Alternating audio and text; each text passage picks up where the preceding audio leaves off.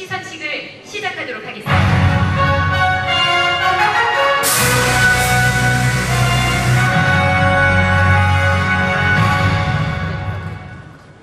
네, 먼저 송재조 한국경제TV 대표이사님의 환영사가 있겠습니다. 여러분 큰 박수로 환영해 주시기 바랍니다.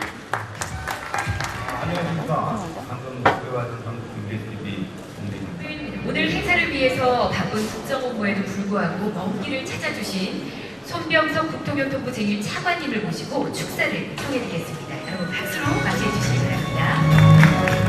대한민국 대표 콘서트 대상 시상식 개최를 진심으로 축하드립니다. 진성준 서울특별시 정부 부시장님을 모시고 축사를 청해드리겠습니다. 여러분 환영의 박수 부탁드립니다. 안녕하십니까. 서울시 정부부시장 진성준입니다. 네, 다음은 투자 컨설팅 부문입니다. 투자 컨설팅 부문 사계는 리얼 PSS이 선정됐습니다. 박병찬님께서는 무대로 자리해 주시기 바랍니다.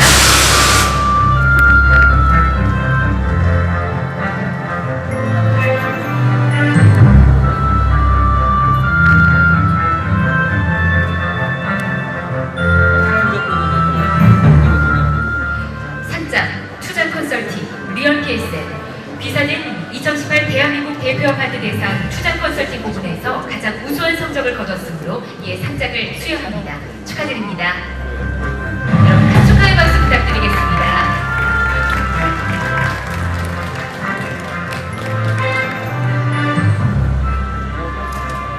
자, 사진 촬영 진행합니다. 이소를 보여주시기 바랍니다. 네, 수고 많으셨습니다. 다시 한번 축하드리고요. 자리로 모시겠습니다.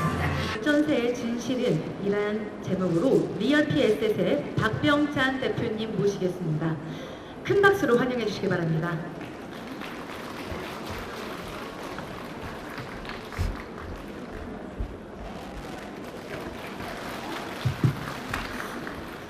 네, 안녕하세요. 박병찬입니다.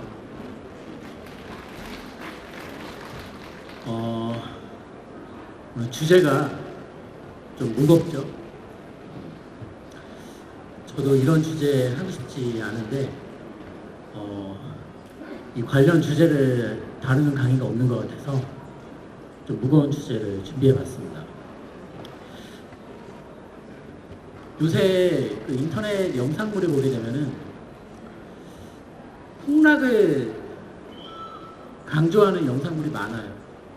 그리고 많은 사람들에게 이 공포심을 자극하는 영상들이 굉장히 인기를 끌고 있습니다. 그래서 좀 정확하게 진단을 내리고 싶어요. 도대체 지금 상황이 어떤 상황인지를, 지금 현재 부동산 상황이 어떤 상황인지를 정확한 진단을 한번 내려보겠습니다. 내년도 2019년에 한국 경제에 고비가 올 수 있다? 없다? 올 수 있습니다. 내년도에 많이 힘들어질 수 있습니다.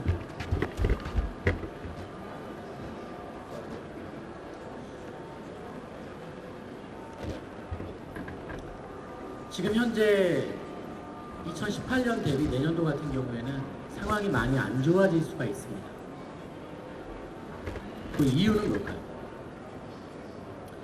지금 현재 한국 경제를 걱정하는 원인을 좀 보겠습니다. 원인. 어떤 부분들이 문제인지를 말이죠. 일단은 미국 금리 인상, 게다가 미국과 중국 간의 어떤 무역 분쟁이 거의 전쟁까지 가려고 하는 이런 양상, 그리고 경제 성장률은 이제 3%로 물 건너간 것 같습니다. 그리고 한계 기업은 뭐냐면요, 모든 수입이 이제 그 회사의 어떤 대출 이자를 다 소비되는 거예요. 수익이 남지가 않는다는 것이죠. 그런데 여기서 금리가 올라간다라면은 버티기 어려운 기업들이 굉장히 많이 생겨날 수 있다는 뜻입니다.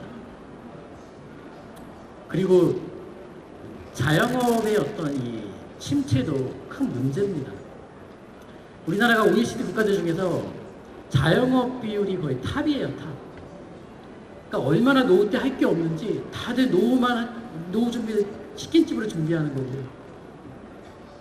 다 자영업이란 말이에요.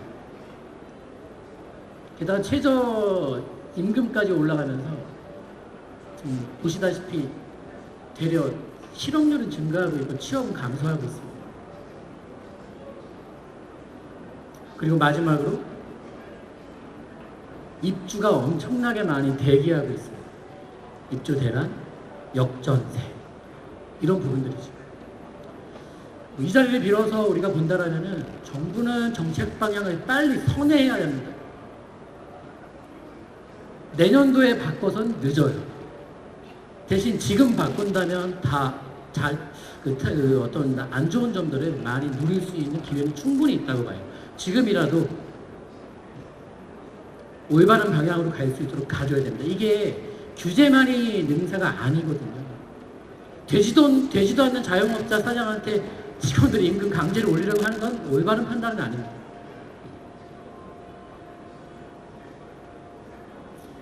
그리고 뭐 주택담보대출을 아무리 줄어봤자 신용대출, 사업자대출 느는 거 보십시오. 자영업이 모조리 다 빚으로 지금 자영업하고 있단 말입니다. 안 좋아요, 이렇게. 안 좋아요. 그렇다면 뭐 우리는 아무것도 하지 말아야 합니까? 하락론자를 넘어서서 폭락론자분들의 의견을 듣게 되면 정말 아무것도 하지 말아야 합니다. 그러면 그분들의 말처럼 우리는 아무것도 하지 말아야 되겠습니까? 그건 아니다. 혼란기 속에서 차별화되는 전략에 집중한다면 충분히 잘 이겨낼 수 있을 것이다 라고 말씀을 드리고 싶어요.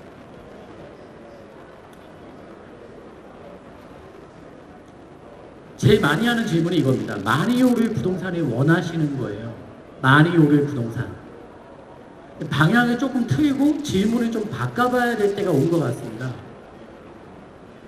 어떻게? 안 떨어질 부동산이 맞는지. 이 말은 뭐냐? 내년도에 떨어질 부동산들 진짜 많을 겁니다. 근데요, 그렇게 떨어질 부동산이 많다 보니까 마치 전체 시장을 확대 해석하는 이런 뭐 폭망이라는 단어를 막 쓰는 그런 영상물들을 사람들이 보고 환호를 하고 있고 박수를 보내고 있는데 과연 모든 지역이 그렇게 폭망으로 갈 것이냐? 제가 볼 땐 절대 그렇지 않다. 절대 그렇지 않다. 죽을 놈은 죽는 게 정상입니다. 살 놈은 삽니다. 그럼 죽을 놈과 살 놈만 판단하시면 되는 겁니다. 다 같이 죽지 않습니다. 이거는 바로 짚고 싶다는 소리입니다. 그리고 또 하나는 저는 사실 뭐 보수도 아니고 진보도 아니고 중간 정도인데요. 지금 이런 상황들을 우리가 여기 뭐 돈 벌러 모인 겁니다. 자기 자산 지키려고 모인 겁니다.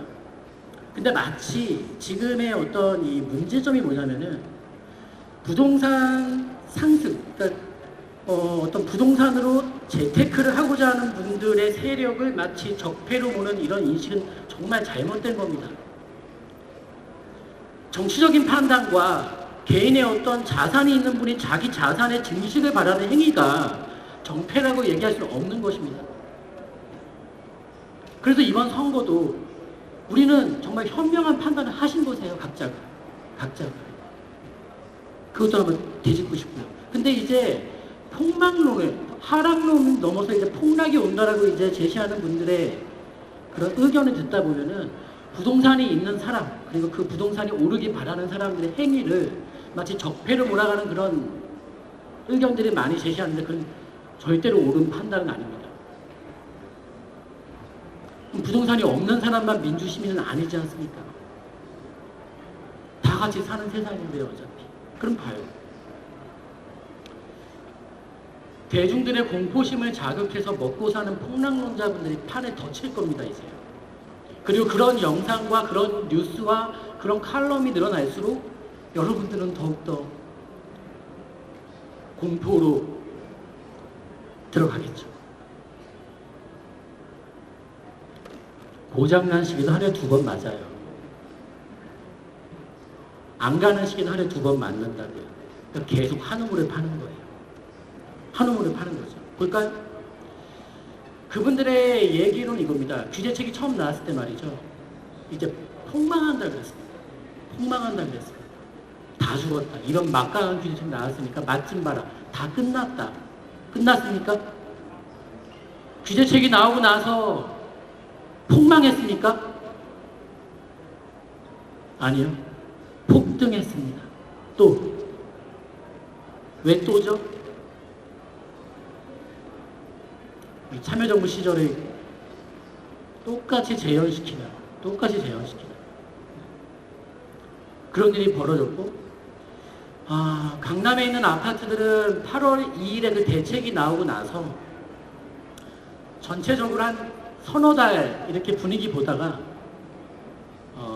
작년 하반기부터 이제 급등이 나오더니 요 몇 달 새 4억 정도는 기본적으로 간 아파트들이 많고요. 그리고 강북도 만만치가 않아요. 요 몇 달 새 2억 이상 오른 거 굉장히 많습니다. 그럼 결국 뭐냐?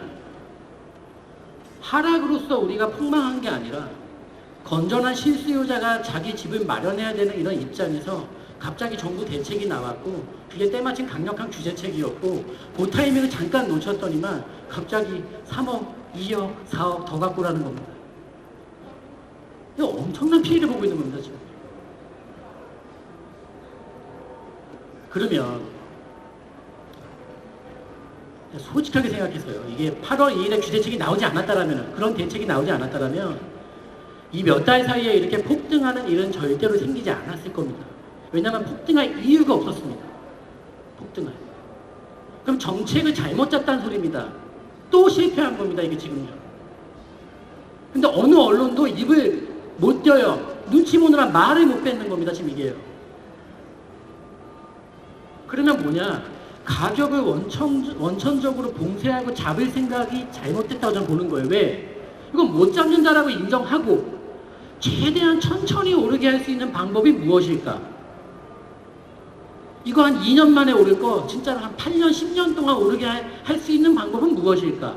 이런 연구를 했으면 좋았을 텐데 이거를 한번 꼬집고 때리고 할켜서 한번 괴롭혀보자. 그러면 잡힐 거다. 잡혔습니까? 네. 잡혔냐고요. 급등을 해버렸지 않습니까? 급등을. 빨리 정책적 선회를 빨리 해야 되는 거예요. 지금 완전 잘못된 거예요. 지금. 대단히 잘못된 겁니다.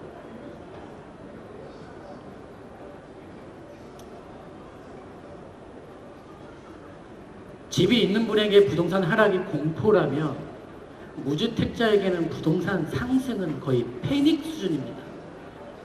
그러면 여러분 선택을 해야 돼요. 공포와 패닉 중에 여러분 선택하시면 돼요. 지금 부동산 갖고 있는 분들도 마음이 편치는 않습니다. 자꾸 안 좋은 뉴스도 많이 나오기 시작했고 내년도가 불확실성이 올라가는 부분들이 부담될 수 있습니다. 다만 그렇다면 집이 없는 분들은요. 지금 마음 푹 놓고 있을까요? 그러니까 판단을 이렇게 하셔야 돼요. 어떠한 선택을 하시든 간에 여러분들의 고민은 사라지지 않습니다. 이게 대전제입니다. 그거를 인정하고 가면 편해지십니다. 사든 사지 않든 고민이 사라지지 않는다는 사실은 이건 불변의 원리입니다. 현재 상황에서 그렇습니다. 혼돈의 부동산 시장 지금부터 어디로 가고 있는지를 정확하게 알려드릴 테니까 더 이상 무조건 사라고 하는 의견 또는 이제 폭망이 온다라고 하는 그런 말 같지도 않은 소리들에 그만 휘둘리기 바랍니다. 지금 현재 시장 상황은 정확히 알려드리겠습니다. 보시죠. 지금 상황을 저는요. 자, 이 기차로 표현할게요. 기차가 있어요. 열차 차량들이 있고 이게 고무줄로 연결되어 있습니다. 근데 이 기차가 출발을 했단 말이죠. 어떤 식으로 출발했냐면은 요 방향으로요. 기차가 움직이는데 말이죠. 한참 기차가 달리고 나서 보니까 이런 모양이 나오는 겁니다. 어때요? 균형적으로 기차가 지금 앞으로 달려갔습니까? 아니요. 저 선두 그룹에 있는 열차가 엄청나게 앞으로 치고 나갔죠. 그리고 저 뒤편에 있는 저런 열차들은 사실 많이 움직인 게 없습니다. 이게 지금 최근의 부동산 시장 흐름의 모습이었습니다. 그러면 이 상태로 내비두면 어떤 일이 벌어지죠, 이제? 이 상태로 가만히 내비두면요? 가만히 내비두면? 저 앞에 줄이 끊어질 수도 있는 거예요. 통제 불능 상태로 갈 수도 있어요. 그러면 이 기차를 멈추고 싶다면은 저 세 군데 중에서 어디를 잡아야 되겠습니까? 어디를? 꽁무니 잡습니까? 저 앞 머리를 잡습니까? 머리를 잡아야죠. 머리를 잡아야죠. 그래서 8월이 대책 나온 게 저 앞쪽에 있는 부동산 중에 가장 많이 치고 나간 부동산을 이제 중심으로 규제책이 시작된 겁니다. 그래서 재건축이 대역 죄인이 된 거죠. 아주 큰 죄를 진 겁니다. 재건축 소유자분들은요. 부동산 시장은 교란시키고 혼란 속에 빠뜨렸다는 죄명을 받게 된 겁니다. 자, 그러면 여기서 문제입니다. 저 앞에서 치고 나가는 열차를 잡았을 때, 더 이상 못 가게 잡았을 때 말입니다. 저 모든 열차 차량이 그대로 멈춰야 됩니까? 멈출 수 있습니까, 그러면? 저희 고무줄이라고요, 여러분, 지금요. 앞으로 달려나갔던 힘이 있다고요, 지금. 힘이 실려 있다고요. 그럼 어떻게 되냐? 요런 모양이 나오고 있는 과정에 있습니다. 현재 상황이요. 지금 현재 상황이 저 두 번째 그림에서 세 번째 그림으로 가는 상황에 놓여 있다는 소리입니다. 그 말은 뭐냐? 저 선두그룹 부동산이 인기가 좋았던 선두그룹 부동산 대비 인기가 적었던 저 후미그룹에 있는 부동산들의 흐름이 굉장히 괜찮을 수 있다는 소리입니다. 이거는 지역적인 개념도 이 그림으로 해석할 수 있고 어떤 상품 종류에 대한 부분도 해석이 다 가능합니다. 예를 들면 지역을 한번 본다면요. 강남은 저 열차 차량기지 선두그룹입니까? 후미그룹입니까? 선두. 그러면 저기 뭐 강북에 조금 이제 그냥 그저 그런 동네들은요. 후미. 자, 지금 데이터 하나 볼게요. 이 데이터는 뭐냐면은 최근에 아파트 주간 가격 변동률입니다. 보시면 참 재밌게도요. 딱 세 군데가 오르지 못했습니다. 강남, 3구. 강남구랑 송파구는 하락했고요. 서초구는 보합. 나머지 모든 22개 자치구는 다 올랐습니다. 다 오르고 있습니다. 이게 뭐라고요? 말씀드렸잖아요. 지금 두 번째 그림에서 세 번째 그림으로 가는 과도기라니까요. 절대로 강남이 잡힌다 그래서 지금 모든 지역 부동산 시장이 잡히지 않는다니까요. 판단을 잘 하셔야 돼요. 이거는 기현상이 벌어지고 있는 겁니다. 여러분 이게 지금요. 강남 3구만 떨어지고 있어요. 서초구도 다음 주 보면 떨어져 있을 겁니다. 떨어져 있을 겁니다. 그럼 뭐냐? 다시 와서. 자, 그럼 아파트 제가 면적으로 한번 여쭤볼게요. 20평대 아파트는 선두그룹입니까? 후미그룹입니까? 네? 너무 쉬워요. 20평대 아파트 뭐예요? 선두그룹이죠. 그럼 40평대, 50평대 대형들은 앞쪽입니까? 뒤쪽입니까? 대형 사도 돼요. 누가 대형 사지 말라 그럽니까? 저도 알아요. 많은 분들이 사지 말라는 거 알아요. 대형을 왜 사지 말아야 됩니까?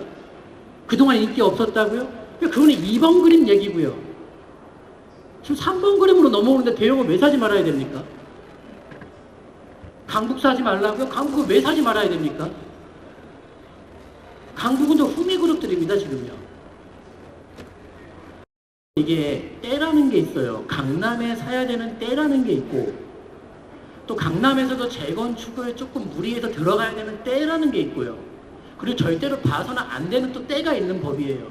근데 그 때를 무시한 채 그냥 지역별 서열, 강남이 탑이지. 그럼 강남 들어가야지. 때를 무시한 채 그런 선택하시면 낭패 보십니다. 낭패 보십니다. 그 때에 대한 개념이 없는 분들은 삼국지를 다시 읽으셔야 돼요. 유비편만 잘 보세요. 얼마나 때를 오래 기다렸는지. 다 때라는 게 있는 법입니다, 이게 지금. 그러니까 지금 시장 상황은요, 하락장으로 가는 시장이 아니라는 소리 제가 드리는 거예요. 지금 시장 상황은 과도기고, 저렇게 앞쪽에서 힘차게 달리던 기차가 이제 앞쪽은 멈추고 뒤편에서 좁혀 들어가는 일명 저 위에 써 있죠. 갭 메우기 현상이 벌어지고 있습니다. 갭 메우기. 지역별 갭 메우기. 아파트 연식별 갭 메우기. 또 뭐예요? 아파트 면적별 갭 메우기가 시작되는 과정에 있고 이미 지금 이 순간에도 시작되고 있습니다. 진행되고 있습니다. 근데 마치 뭐 다 폭망하는 것처럼 호들갑을 떨고 선동을 시키고 사람들을 겁을 줘서 인기를 끌고 네. 잘못된 거죠. 아주 잘못된 겁니다. 근데 거기에 휘둘리는 자기 자신을 봤을 때 그 모습을 멀리 떨어져 보셔야 돼요, 여러분들이요. 지금 이 자리에 오신 분들이 다 유주택자가 아니란 소리입니다, 제 말은요. 폭락론자 맹신하는 분들 이 자리에 많습니다, 지금요. 여러분 그분들의 바람처럼 신앙이 그렇게 쉽게 꺾기는 어렵습니다. 물론 안 좋은 여건이 많지만 말입니다. 많지만 말입니다. 그럼 나중에 시간이 더 지나면 이제 이런 모양 나올 거예요. 쓰겠죠. 진짜 쓰겠죠. 물론 저 앞쪽 열차는요 조금 뒤로 후퇴할 겁니다. 조금 더 후퇴하면 이제 갭 메우기 폭은 조금 더 줄어들 거고 어찌됐든 갭은 메우고 있다는 소리예요. 신규 아파트에 20평대 20평대 외치던 게 지금 계속 통할 것 같습니까? 이 시장 상황에서요? 안 통합니다. 안 통해요. 구축 아파트들 대형이면은 정말 저평가죠? 네? 싸야 되는 이유 두 가지 다 갖고 있으니까 낡았고 큰 거니까 그런 거 무시할 필요가 없는 부동산이에요. 30평대랑 차이도 없는데 구태여 꾸역꾸역 30평대 들어가려고 하는 분들 저 40평대 들어가면 그 4자가 죽을사가 돼서 내가 죽을 수 있다고 생각하는 분들 절대 그렇게 안 됩니다. 무슨 소리 하는 거예요 지금요 다들. 지금 만약에 지금 상황에서 한 7, 8년 지나서 지금 2018년도에 돌아본다라면 17년도 돌아본다라면은 야 어떻게 대형하고 30평하고 그렇게밖에 차이가 안 났냐? 라고 얘기할 때가 안 올 것 같습니까? 지금은 이게 정상인 줄 알아요. 우리도 과거에는 어땠죠? 뭐 2006년도 5년도 때 같은 경우는 40평은 그냥 비싼 거예요. 40평은 무조건 비싸야지만 정상인 거예요. 그때는 그게 정상이었어요. 근데 지금 와서 그때 보면 어때요? 정상이 아니지. 20평 너무 싼 거였지. 그럼 지금의 우리가 정상으로 느끼는 이 시세 격차가 과연 나중에도 유지될 수 있을까요? 천만의 말씀입니다. 다 변합니다. 다 바뀌어요. 쪼이지 마세요. 나는 정말 그 금액 차이도 얼마 안 나는데 꾸역꾸역 그거 작은 거 들어가는 거 보면 이해를 못하겠어요. 진짜 이해 못합니다. 그래요. 40평대 수요가 급증한 이유는 없습니다. 하지만 공급이 늡니까? 공급이 너무 많이 줄고 있습니다. 지금. 뭐 지어내야지 말입니다. 뭐 지어야지 말입니다. 그래서 4짜리 쓰면 안 된다 그래서 38평, 39평이 나타난 겁니다. 그것도 사요. 뭐가 다른데요? 도대체? 뭐가 다르죠? 네. 시장 상황은 이런 모습이에요. 지금은 갭 메우기 중입니다. 갭 메우기. 하락을 아직 걱정하는 시장은 오지 않았습니다. 아직은 오지 않았어요. 뭐 다시 갈 수 있죠. 저렇게 다 멈추면 재정비해 보고.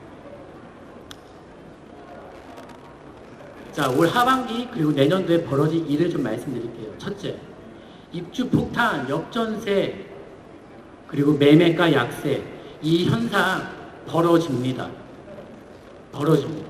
그리고 그거 벌어진다라고 작년 여기서의 강의할 때도 말씀드렸었어요. 준비해야 된다. 이유가 뭐죠? 지금 보시는 거는 분양 물량 자료예요. 분양 물량. 그러니까 입주를 말씀드리고 싶은 건데 입주를 말씀드리기 위해서는 분양 물량을 먼저 봐야 돼요. 분양을 해야지 입주할 거 아닙니까? 분양을 해야지만. 분양 물량 쭉 보면은 2000년도부터 2014년도까지 보게 되면은 뭐 평균적으로 한 20만 가구 좀 넘게 분양해 왔습니다. 근데 이제 문제가 벌어지는 게 15년도부터입니다. 15년, 16년, 17년 요 3년간의 이 분양 물량이 정말 엄청난 물량을 분양한 겁니다. 이거는 전 정부가 정말 너무 큰 잘못을 저지른 겁니다. 물량 공급을 실패했고 아예 줄을 손에 놔버린 겁니다. 마음대로 하라고요. 그러니까 이게 정책적으로 경제에 개입하는 것도 문제겠지만 아예 통솔을 전혀 하지 않는 것도 문제가 될 수 있습니다. 근데 사실 그 당시에는 약간 부추긴감도 없지 않아 있습니다. 정부가요. 큰 잘못을 한 겁니다. 이게요. 그래서 저게 평상시에 우리가 봤던 분양 물량이 아닙니다. 그리고 분양을 했으면 입주를 하는데 보통 시차가 2년 정도 걸립니다. 공사를 해야 되니까요. 그러면 언제부터냐? 시작된 거예요. 입주가 시작됐다고요. 작년 겨울부터. 지금 진행 중이에요. 현 시점에도. 특히 하이라이트는 2019년 내년도예요.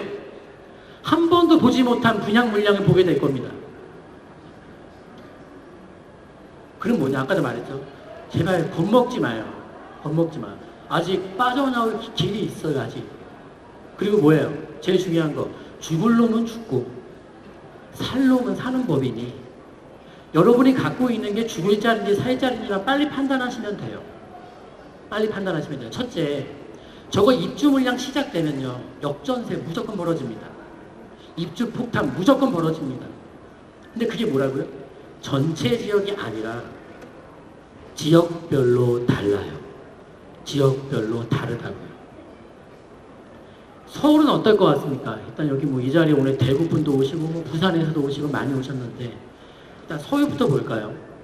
서울은 너무 염려하지 마세요. 저거는 전국 물량이고요. 서울 같은 경우는 예년보다 늘긴 하지만 그렇게 심각한 수준이 결코 아닙니다. 절대로 심각한 수준의 물량은 아닙니다. 그런데 조금 우려되는 자리들이 몇몇 있긴 있어요. 서울도요. 동쪽에도 있고 서쪽에도 있어요. 지역을 이 자리에서 거론하는 거는 옳지 않은 것 같아요. 아무튼 그렇다 치더라도 심각하진 않다. 그나마 하나 본다라면은 송파 헬리오시티에 대해서 저거 이제 입주하면 답 없다. 죽는다. 다 죽는다. 난리 날 거다라는 의견들이 굉장히 많은데 저는 걱정하지 마셔라라고 말씀드릴게요. 대신에 마음의 준비는 잠깐 하시고 길면 2년 갑니다. 짧으면 1년에서 1년 반 안에 해결납니다. 대신 역전세의 오명은 잠시 써야 됩니다. 헬리오조차도. 그리고 말이죠. 강남 3구가 만약에 역전세가 터져서 서초 강남은요. 아예 역전세 없어요. 여러분. 재건축 이준하기 얼마나 만드시고 역전세예요. 역전세는. 오늘도 아침에 뭐 언론사 그 역전세 뉴스 생방송 보면서 제가 코미디 프로 이것보단 재밌을 수가 없다. 별 뚱딴지 같은 말도 안 되는 소리로 사람들을 거기 주고 조작하고 있다니까 지금. 응? 마치 이거는 꼭 떨어뜨린다는 그런 뭐 대중들의 어떤 생각을 심어주라는 사주를 받고 하지 않나 그렇게 엉뚱한 소리 할 수가 없거든요. 이유 없이 겁을 줘요 사람들이. 계속 이유 없이 공포로 내몰아요 사람들을요. 그런 게 아닌데 지금요. 그리고 그거 10년 만에 등장하는 만세대에 무너질 거면 강남이라는 타이틀 버려야죠. 강남이라는 타이틀 왜 붙이고 있어요 그걸. 만세대에 휘청거릴 거면 10년 만에 만세대 10년 만에. 강남 타이틀 버리면 돼요 그거는요. 강남도 아닌 거예요. 만세대에 흔들 거죠. 강남 무슨 강남이야. 그러니까 너무 과하게 조장하는 거에 휘둘리는 모습을 봐요. 왜냐하면 저도 상담하다 보면은 와서 맨날 그런 거 묻는단 말이에요. 유튜브에서 무슨 영상을 봤다. 거기서 다 죽는다 그러더라. 무서워 죽겠다 그 영상만 보면. 그거 안 보면 되잖아요. 뭐 자꾸 보면서 무서워 죽겠다 그래. 그래서 불 켜고 보라 그랬어요. 밤에 보지 말고. 더 무서우니까 불 끄고 보면은 그게. 밤에는 감수성이 충만해지니까 잠깐만 건드려도 진짜 무섭단 말입니다 그게요. 대낮에 불 켜고 보라 그랬어요. 그래서 그 대낮에. 돌아와서 자 입주 폭탄 역전세는 벌어지는데 이게 지역별로 다르다. 저 괄호 아래에 있는 말이 중요합니다. 근데 제일 위험한 자리들은 일단은 어쩔 수가 없습니다. 신도시들입니다. 남쪽에도 있고 서쪽에도 있어요. 신도시들 중에서. 대충 남쪽이라 그러면 알 것 같아요. 응? 아파트가 많이 입주하는 자리가 있죠. 근데 이렇게 말씀드릴게요. 역전세는 벌어질 건데 회복을 못할 정도의 상황까지 가진 않고요. 길면 5년, 짧으면 4년 봅니다. 심각한 지역들 기준으로 말입니다. 그래요. 송도 안 좋아요. 근데 송도 갖고 계신 분들 상담할 때 저 다 보유하라 그럽니다. 대신 5년에서 6년간 뉴스 기사 보지 말아라. 송도는 입주 문제만 해결하면 다 풀린다. 알아서 다 풀린다. 그럼 뭐예요? 한 4년 있다부터 송도 관심 가지시면 돼요. 근데 내년도는 일단 많이 힘들어질 겁니다. 근데 절대 회복 못할 정도의 상황으로 극으로 치닫지 않는다는 걸 말씀드리는 겁니다. 다음.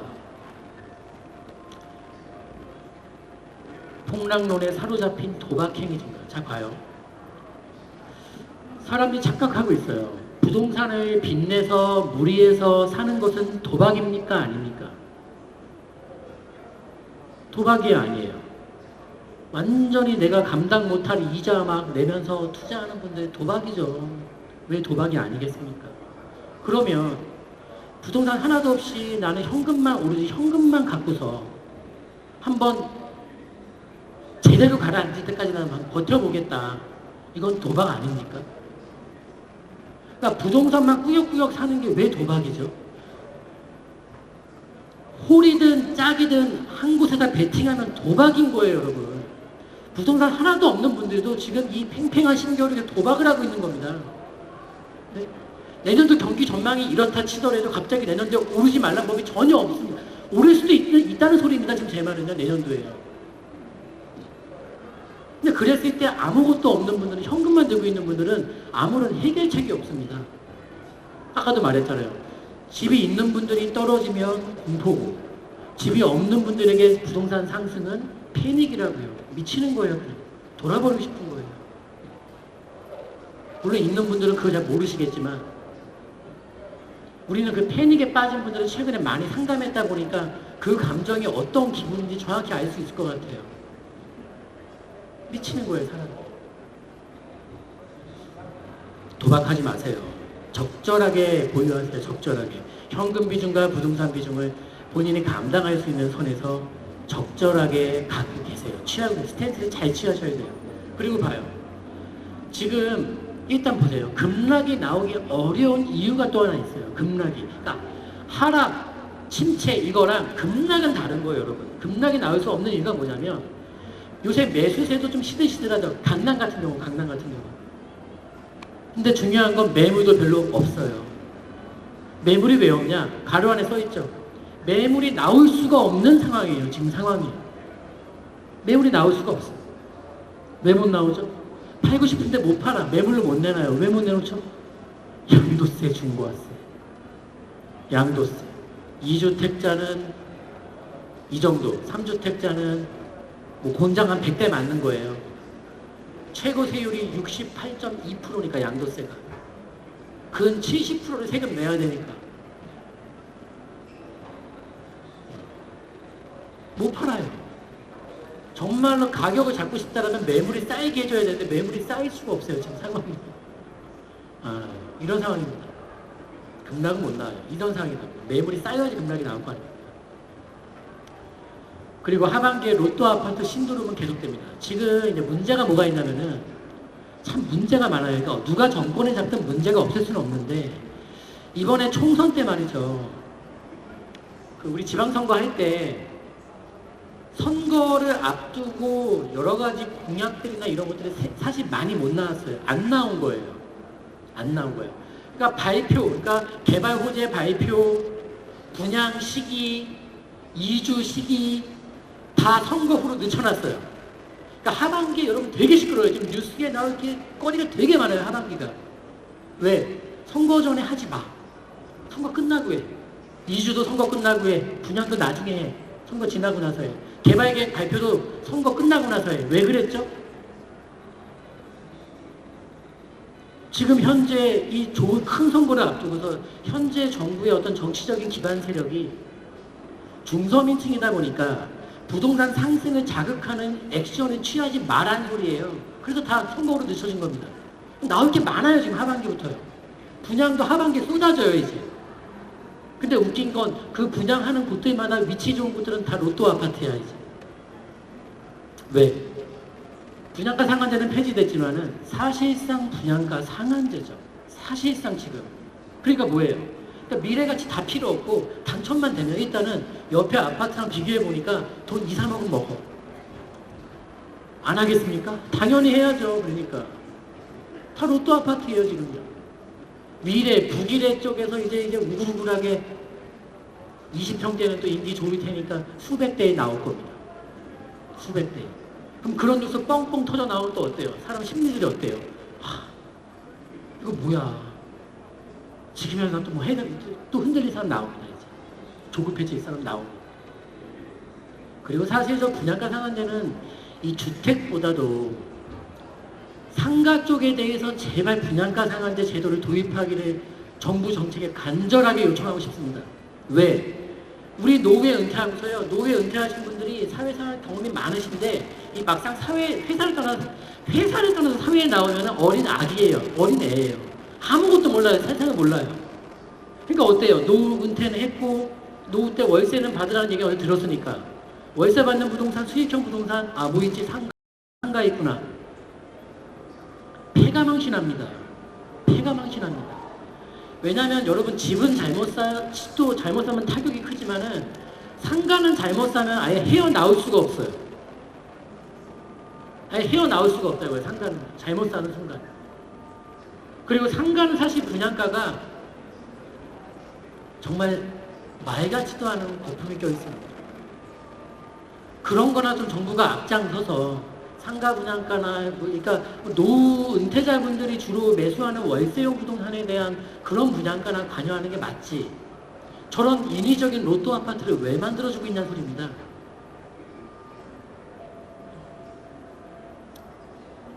답답해요.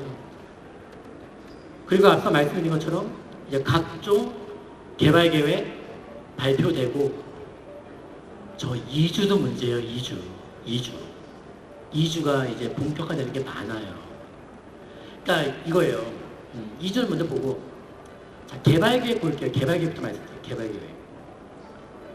지금 서울시 상황을 볼게요. 우리 전 서울시장이 누구예요? 오세훈 서울시장. 그러니까 먹는 거로 내기하지 마세요. 왜 먹는 거로 그래? 유치하게. 우리 현 서울시장, 우리 박원순 서울시장. 처음에 시작할 때는 두 분의 색깔이 완전 달랐고 전혀 다른 정책 이념을 보여줬습니다. 지금은 이렇게 그림을 겹쳐놓으면 그냥 비슷해요. 네? 비슷하다고요. 비슷해요. 그러니까 결국은요. 정치는 누가 잘 보여주기를 할 수 있느냐의 게임일 수도 있습니다. 먹는 것만으로 대권도 저는 어렵다는 것을 진작에 알고 있었고요. 진작에. 저는 절대 중간에 깨달았다고 생각하지 않아요. 이미 다 알고 있었던 거고요.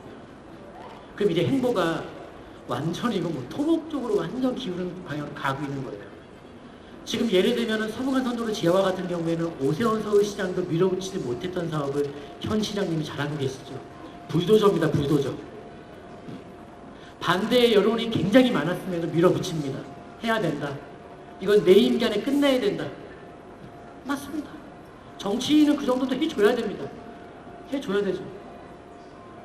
근데 이게 제발 착각하시면 안 돼요. 개발을 지향하고 개발을 싫어하고 개발보다는 복지, 발전보다는 분배. 누가 그럽니까? 누가 그럽니까? 절대 그렇지 않습니다. 그러면 하반기에 강남 쪽에도 삼성동 쪽에 이제 큰 개발 계획, 그리고 뭐 여의도, 강북권에도 많아요.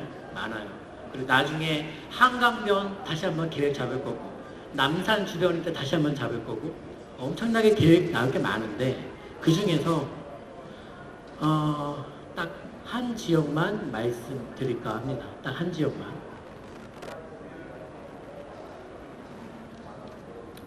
판세를 뒤엎을 단 하나의 도전자.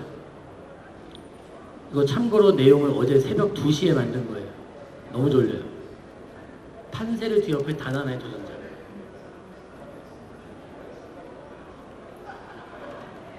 용산이죠.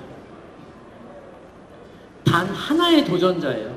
그러니까 도전은 어디다 하겠습니까? 누가 챔피언인 거예요? 강남이지 뭐. 강남 챔피언이고. 강남 3구에 딱 굳어져 있는 이 틀을, 이 판세를 뒤엎을 수 있는 도전자 딱 한 명밖에 없어요. 딱 하나밖에 없어요. 용산. 끝. 다른 얘기 할 필요도 없어요. 더 이상. 지금 이 상황에서는 그래요. 왜? 우리는 많이 오를 부동산보다 뭐죠? 안 떨어질 부동산을 원하신다면 더욱더 이 기준을 잘 잡으시는 게 좋으실 겁니다. 더 나아가서 안 떨어짐과 동시에 많이 오를 수도 있는 지역이 맞다. 그럴 것 같다가 아니라 그럴 수밖에 없다라고 말씀드릴게요. 보죠.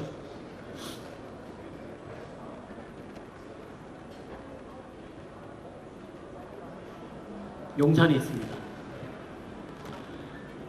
용산 공원 사업이 있죠. 남산하고 연계를 시키고요. 그 옆에는 캠프킴, 그리고 유엔사 부지 개발, 또 수성구 땅도 개발할 겁니다. 용산공원 서쪽편으로는 지구단위 계획이 잡혀져 있고요. 그쪽에서 후암동 쪽에 특별기획구역이 있고, 용산 전자상가 쪽에 도시재생사업이 시작되고요. 그 옆으로는 현대차 그룹에서 복합단지 개발이 들어가고, 그 옆으로 말도 많고 탈도 많은 국제 업무지구, 건너편으로 이태원 지구단위 계획이 있고요. 그 아래쪽으로 한남 뉴타운, 그리고 그 옆에 이번에 말 같지도 않은 임차인을 모집한 나인원 한남, 그리고 그 아래 동부이천동, 그리고 1호선 서울역과 용산역 일대는 1호선 지하화 녹화 사업이 시작되고요. 용산 쪽으로는 신분당선이 들어오고요. 그리고 인천공항 철도가 하나 더 들어옵니다. 그리고 GTX B 노선이 들어오고요. 마지막으로 GTX A 노선도 들어옵니다. 한강변에 떠있는 하중도 노들섬은 개발에 들어가고요.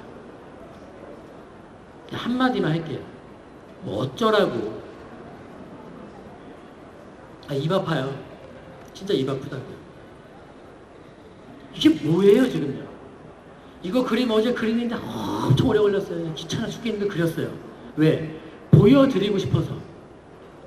눈으로 보여드리고 싶어서. 지금 새까맸던 용산 지도에다가 뭐 지하철 노선을 입히고 개발지를 입혀보니 지금요 빈틈이 몇 개 없어. 네? 빠짐없이 그냥 도시가 뒤집어져요. 이건 별천지야 그냥.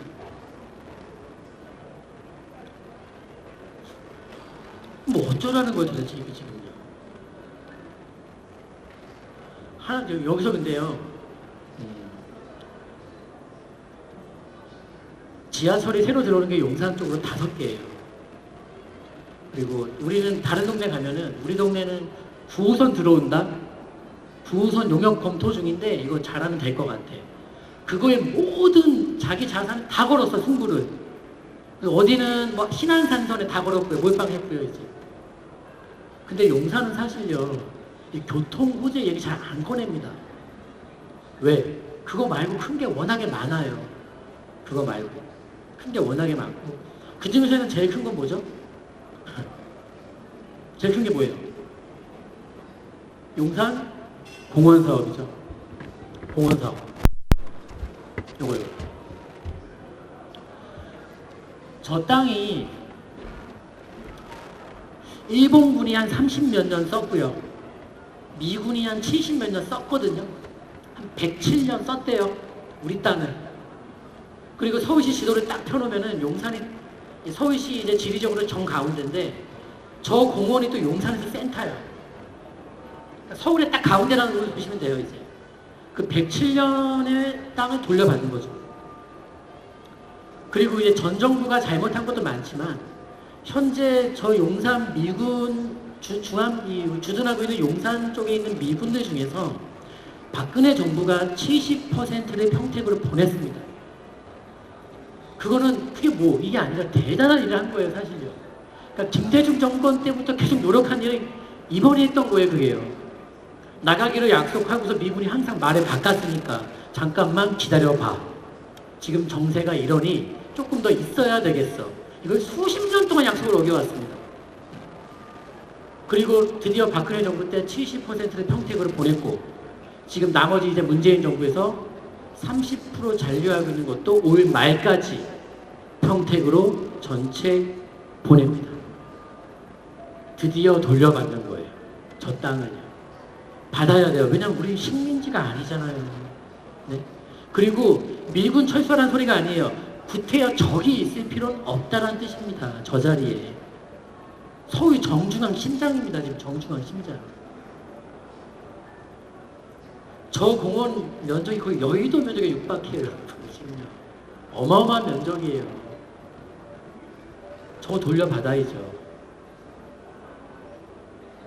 저 공원 만들어지면 제가 감히 예측하건데 저 국제 업무식으로는 판세가 안 바뀝니다. 저 공원이 만들어진다면 판세는 완벽하게 바뀐다라고 말씀드릴게요. 바뀔 수 있는 게 아니라 바뀌어버립니다. 그리고 착각하지 마세요. 저도 가끔 방송 보면 이런 소리 누가 하더라고요. 역세권, 역세권, 역세권 한 100번 외치는 것 같아.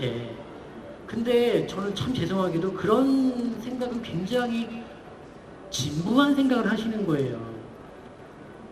보세요. 부촌의 절대 조건 중에 역세권은 들어가지 않습니다. 참 죄송하게도. 근데 부촌의 절대 조건 중에 녹지는 필수입니다, 여러분. 네.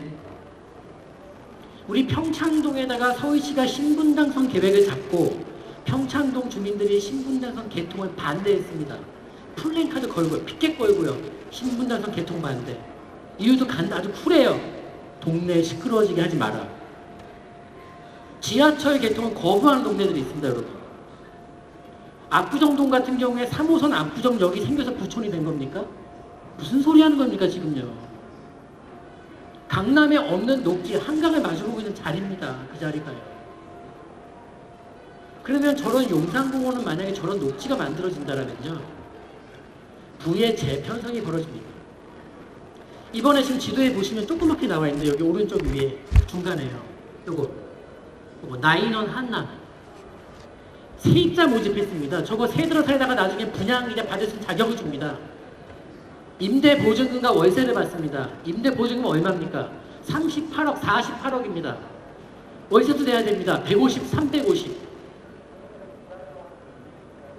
상위 1%가 아니라 상위 0.1% 오라는데 경쟁률이 거의 6대1에 육박했고 7조가 모였습니다. 이게 저는 여기서 잘 보셔야 돼요. 그런 말도 안 되는 허무맹랑한 일들이 강남에서도 성공하기 어려운 상품들입니다. 한남동에서 지금 2주 전에 벌어진 일입니다. 2주 전에.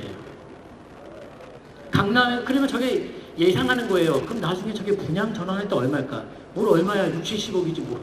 뻔한 거죠 뭐. 60억, 70억이에요. 벤츠 S클래스 타는 사람 오는 게 아니라 저기 람보르기니나 마이바 이상급만 오라는 소리예요. 그냥 0.1%, 1%도 싫다 이거예요 지금요. 그게 용산에 둥지를 튀고 있습니다. 지금 아직 용산공원 아무것도 없는 이 상황에서 말입니다. 그 사람들의 안목이 맞아요, 여러분. 그게 신의 한 수인 거예요. 그건 따라해도 돼요. 누가 강남에다가 임차인 모집하는데 48억이 들어가고 있습니까? 쉬운 일이 아니에요. 그 강남이라고 해도 여러분. 말 같지도 않은 상품이에요, 저거는요. 그거 들어가겠다고 경쟁률이 5.7대인데 나온 거예요, 저게 지금. 골 때리는 일이에요, 골 때리는 일. 그리고 요새 초미의 관심사는 국제 업무지구예요. 왜? 저게 당장 월요일날 발표해도 이상하지 않아. 네, 저게 당장 월요일날 발표해도 이상하지 않다고요. 임박했고 도대체 발표가 언제일까? 누구는 9월이라 그러고 동네에 자꾸 누가 이상한 풍문을 퍼뜨려요. 우리 회사가 용산에 있습니다. 자꾸 누가 와서 물어요. 누가 그러는데 저거 다음 주 월요일날 발표한대요. 그걸 어떻게 알아요? 박 시장은 카톡 주고 맨날 물어봤어요. 그랬더니. 지금 이런 소문이 돌기 시작하는 거예요, 벌써. 시장에 반응이 나오고 있다는 소리입니다, 지금요. 근데 여기서 저는요, 큰 돈 투자하실 분들은 뭐 재건축을 보고 싶다. 나는 뭐 10억 이상으로 한번 투자하고 싶다. 라면은 강남에 있는 그 정형화된 재건축보다는 그냥 용산에 한강변에 있다 재건축 잘 보세요. 몇 개 있지도 않으니까 너무 그냥 노골적인 힌트인 거예요. 용산은 여러분 특징이 뭐냐면은 첫째, 사유지가 되게 적은 곳이에요. 공적인 토지가 많아요. 저 가운데 공원, 국제 업무지구, 뭐 저렇게 뭐 캠프 키미널, 뭐 이렇게 수송사 부지들. 그러니까 사유지가 적고, 두 번째 특징이 뭐가 있냐면 아파트가 면적 대비 이렇게 적은 곳이 없어요. 아파트가 너무 없어요, 용산은요. 여러분들이 지도를 펴놓고 보세요. 그럼 결국 뭐냐? 용산에다 아파트 짓고 싶다? 어떻게 지을 건데요? 정비사업 하지 않으면 지을 수가 없어요. 재개발, 뉴타운, 뭐예요, 뭐 도시환경 정비사업. 그러니까 낡은 거 까부수지 않고서는 용산의 아파트 어디다 지어요? 땅이 어디 있어요? 지금 빈 땅이 어디 있어요? 그래서 뭐냐? 돈이 적으신 분들은, 소액 투자하실 분들은 저 용산 지도에서 지금 색깔이 칠해지지 않은 곳들을 잘 보시면 됩니다. 그게 끝이에요. 제가 드린 마지막 힌트예요. 오바에서 저 색깔이 칠해진 자리에 투자하고 싶으시면 많은 대가를 치르셔야 됩니다. 하지만 그 대가가 지금 강남에 묻는 것보단 훨씬 더 좋은 결과가 나올 거라고 제가 확신하고요. 강남 촌스럽게 보세요. 지금 강남 외치는 게 더 촌스러운 거예요, 여러분. 지금요. 판세가 바뀌는 거 이해를 못하는 거야, 그냥. 머물러 있는 거, 생각이 머물러 있는 거야, 그냥 그 자리에. 세상 변하는 거 모르고 있어, 지금요. 용산 마스터 플랜 나오면 뒤집어집니다, 진짜 저거는요. 강남은 어느 정도 한계 효용 법칙에서 정점을 찍은 거예요, 이제. 마지막 남은 건 삼성동 하나 남은 거, 여기 하나 남은 거고, 삼성동 하나 남은 거고. 없어, 이제 뭐.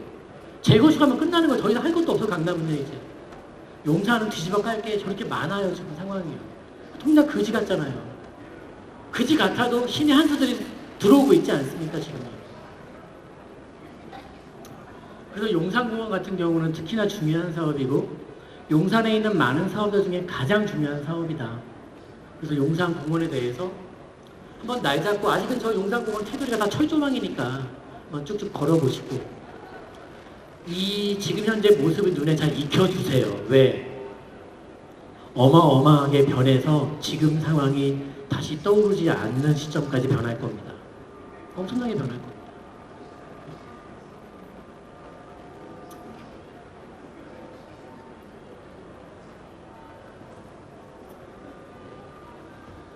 자, 그 다음에 정비사업 2주. 아까도 말씀드렸죠. 2주도 선거 전에 할 수 있는 2주를 다 선거 이후로 늦춰놓은 거는 맞아요. 그럼 뭐냐? 지금부터 2주가 쏟아지는데, 입주는 뭐 집값 하락이나 전세가 하락으로 이어지는 게 입주라면, 2주는 정반대의 효과죠. 2주는 2주 할 것 많아요. 엄청나게 많아요. 2주 할 것도. 서울시 지도에다가 지금 파란 색깔은 재건축, 빨간색은 재개발, 노란색은 뉴타운인데 2주 나올 곳들 진짜 많아요. 특히나 강남권의 2주와 그 강북권의 비강남권의 2주는 좀 다른 특징을 보이는데, 강남권의 2주의 특징은 강남을 못 떠나더라. 떠날 수 있는 가정은 교육이 끝난 가정이 가능하고, 교육이 끝나지 않은 가정은 저 2주 수요자분들이 결코 강남을 못 떠나더라. 이게 강남 2주의 특징입니다. 반대로 비강남권 2주의 특징을 알려드릴게요. 비강남권 2주의 특징은 이겁니다. 아파트로 못 가더라. 이사를 나오는데 새로 집을 대체주택을 구하셔야 되는데 아파트로 못 가더라. 거의 뭐예요? 빌라나 다가구 주택 방 한두 칸밖에 못 가더라 라는 얘기입니다. 즉 뭡니까? 비강남권 2주가 이 대폭 실행되면은 아파트 가격 전세가 상승보다도 서민주택 임대료 상승이 이게 직결이 됩니다. 비강남권 2주가 많이 나온다면요. 아파트 전세값 잡아도요. 지금 서울에 2주로 잡혀져 있는 곳이 굉장히 많고 이사 나올 곳이 아직도 많은데 서민주택 전세값은 잡기가 어렵습니다. 서민주택 전세값은. 그러니까 갭 투자했을 때 우리가 제일 우려하는 게 그거죠. 전세가 떨어지면 어떡하나. 전세가 떨어지면 어떡하나. 하지만은 서민주택 갭 투자로서 주변에 이주가 많이 대기하고 있는 지역이라면은 전세 가격이 떨어지기는 어렵습니다. 왜냐하면 이주가 계속 나오지 않습니까? 그리고 이주가 나온 그 자리에는 아파트가 들어서고 다시 못 들어갑니다. 그분들이요.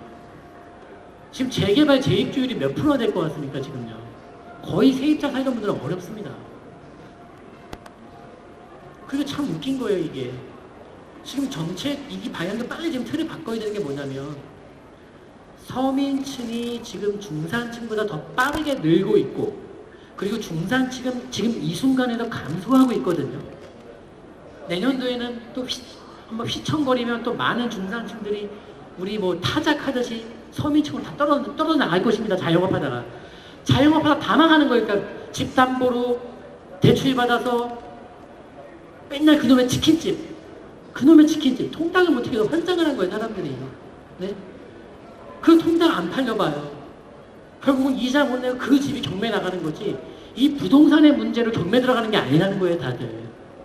대출 받아서 쓴 그 사업이든 뭐든, 자제분이 대학을 졸업했는데 결혼을 해야 되는데 직업도 없고 맨날 놀아. 어머니가 벌써 딱 해가지고 대출 받아서 뭐 하고 싶냐? 나 뭐 몰라. 커피숍 해라. 다 망하는 거예요, 그러니까 이게 지금요. 다 망하는 거예요.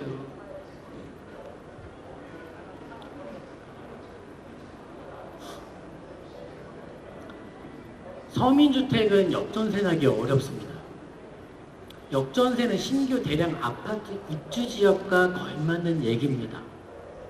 서울엔 지금도 이주를 나와야 되는 서민주택가들이 굉장히 많이 있습니다. 집은 부족해요. 서민층은 늘고 있고 서민주택들은 맨날 부셔서 아파트를 바꾸고 있으니까요. 거꾸로 가고 있어요, 지금요. 중산층은 줄고 있는데 중산층 아파트는 못 지어서 안달이죠. 이 상태로 십몇 년 지나면은 이제 골 때리는 일이 벌어집니다. 서울에서요. 서민주택은 말만 하지 말고 정말 많이 지어줘야 되는데 제발 허무맹랑한 서울 안에서의 공급은 어려워요. 하지만 이제 전략을 구사하는 게 어떻게 할 거냐면요. 아주 강수를 쓸 겁니다. 서울은요. 지금 보세요. 서울시 우리 지금 발표한 생활권 계획들 중에서 생활권 계획이라고 있죠. 생활권 계획에서 이런 얘기가 있습니다. 상업지역을 무려 58만 평을 새롭게 지정해 주겠다. 이거 뉴스 보셨나요? 멀쩡한 주거지역을 상업지역으로 바꿔주겠다는 겁니다. 지금요. 그럼 보통 주거지역과 상업지역 땅값이 동네마다 다른데 상업지역이 저평가된 곳은 2배 차이 나고요. 이 주거지역 땅 한 평값과 상업지역 땅 한 평값을 얘기하는 거예요. 심한 곳들은 5배 차이 납니다. 이거 바꿔준다는 거예요. 무려 58만 평.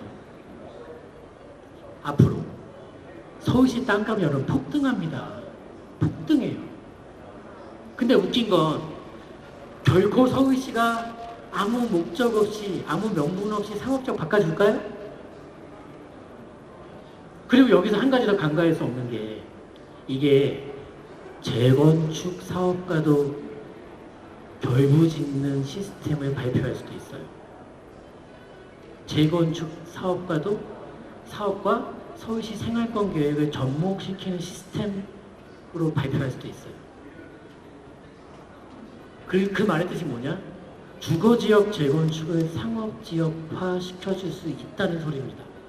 물론 그거에 따른 대가로 뭐예요? 임대주택 엄청나게 지어야 되겠지만 손해볼 게 없다는 판단이 나올 정도로 사업성이 증가할 겁니다. 상업적으로 바뀐다면 그런 단지들이 나올 만한 자리들이 있죠. 마지막입니다. 고가 재건축은 주의하세요. 일단은 지금 재건축은 아예 투자하지 말라는 것보다는 조심하라는 말이 맞아요. 왜냐하면 지금 사서 최종적으로 수익은 납니다. 수익은 나는데 여러분도 많이 몸이 상하실 거예요. 괴롭히면 계속 당하실 거예요. 그래서 저는 가급적이면은 유튜브 영상에도 올려놨지만은 재건축을 버리고 사야 될 부동산으로 올려놨지만은 재건축 투자를 자꾸 추천하지는 않습니다. 다만 지금 사서 중간에 풍파는 겪을 거예요. 특히 내년도 같은 경우는 한번 좀 고생 좀 하겠죠. 하지만 최종적으로는 벌어요. 버는데 여러분도 마음이며 몸이며 많이 갇혀 있을 거예요. 그럼 나는 몸빵이 된다. 나는 뭐 맷집 좋다라면 하시면 돼요.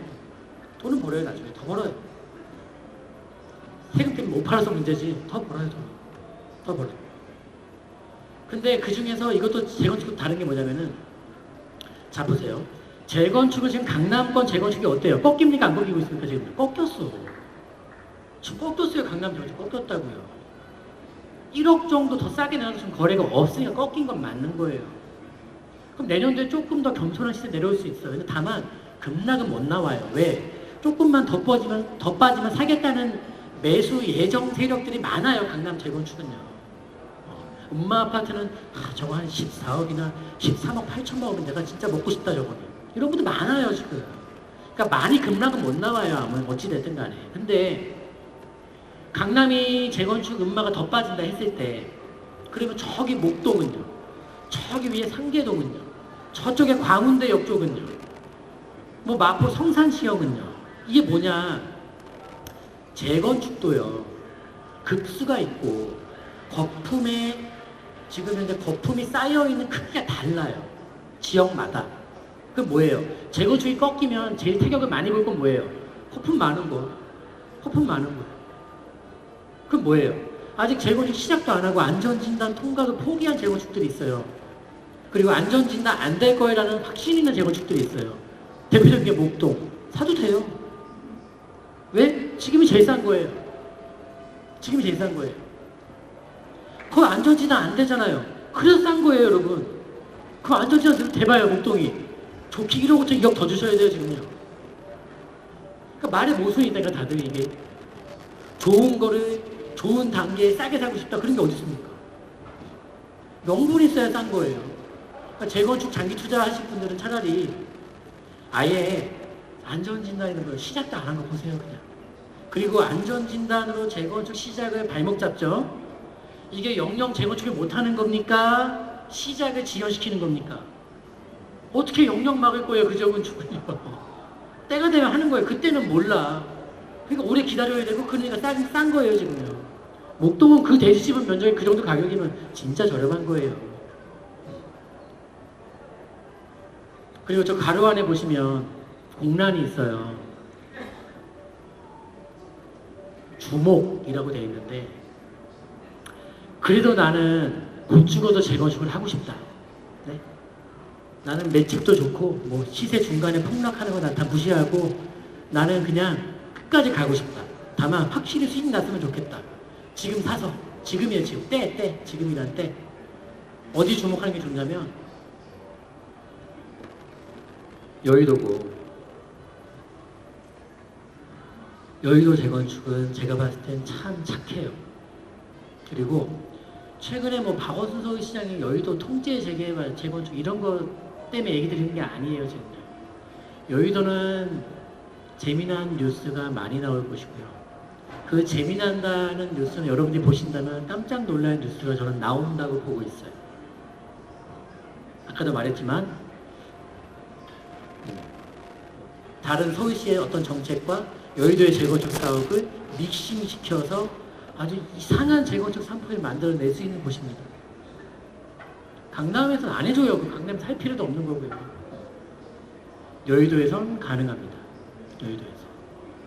재건축을 곧 죽어도 하고 싶다라면 저런 거 한번 주목해 보시고, 여의도에서는 삼부와 시범을 제가 좋아하죠. 제가 좋아한다는 거예요. 뭐 다른 이유 없어요. 주관적인 생각으로 나라면은 삼부 시범 아니면 난 관심이 없다. 사실. 죄송해요. 뭐 대교나 죄송해요. 삼부나 시범 아니면 안 보겠다. 확고한 생각을 갖고 있고, 그 이유는 나중에 지나면 아시게 될 거고요. 뭐 2개 단지 아니면 안 봐요. 그렇게 봅니다. 시간이 다 됐어요. 좀 오버했네요. 보시면은 강의 오늘 여기까지인데요.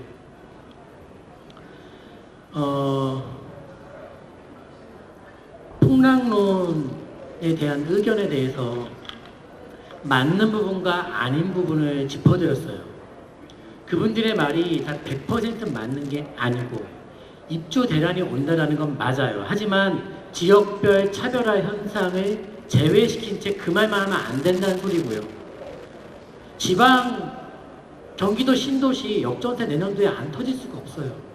근데 그거를 마치 서울에 있는 중심부까지 다 싸잡아서 뭐 역전세가 온다, 폭락이 온다, 얼토당토하는 헛소리입니다. 헛소리고 제발 겁먹지 마시고 정신을 대신 바짝 차려야 돼요. 지금 내년도 상황이 안 좋아요.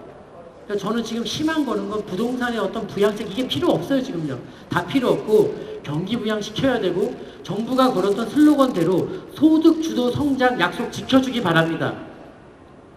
아니 도대체 소득 주도 성장은 어딨냐는 것입니다. 지금요. 그게 사라지면서 이 많은 문제가 커지고 있는 상황입니다. 지금요. 그럼 지금이라도 체면 차리지 말고 죄송합니다. 의도는 좋았으니까 의도가 나쁘다는 게 아니지 않습니까? 그 방향이 아닌 거 한번 자신 있게 용감하게 시인하고 지금부터 틀을 한번 바꿔보겠습니다. 지금 안 하면 늦어요. 지금 이거는 저뿐만이 아니라 여러분들이 목소리 내주셔야 돼요. 정말 내년도에 정말 고비가 옵니다. 이 상태로 가면. 지금 안 바꾸면 고비가 옵니다. 여러분. 목소리 내주셔야 돼요. 다들 그냥 눈치만 보고 있어. 언론도 마찬가지고요. 답답해 죽겠어요 진짜. 이게 어떤 나라인데 이 나라가 어떻게 만들어진 나라인데 지금 그러고 있느냐는 거예요. 그리고 막을 수 있는 위기를 왜 구태여 우리가 그 위기를 맞이해야 되겠습니까? 막을 수 있는데 말입니다. 자, 그래서 시장 상황은 아까 갯매우기 상황이다라는 거. 그리고 내년도의 상황이 안 좋은 건 사실이다. 하지만 지역별로 다르다. 그리고 상황은 이렇지만 내가 용기 있게 투자를 원하신다면 정말 많은 지역들이 있어요. 오늘 시간 관계상 하나 말씀드린 겁니다. 용산이다.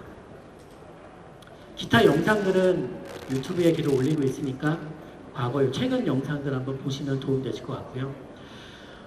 돌아가셔서 이제 가족 품으로 가셔야죠. 여기서 너무 오래 계셨어. 이제 빨리 대구로 돌아가시고 또 주말에 좋은 강연 이어지니까 여러분들 재테크 방향에 또 자산 운용 방향에 좋은 전략 짜시기 바라겠습니다. 감사합니다. 네, 수고해주신 박병창 대표님 진심으로 감사합니다.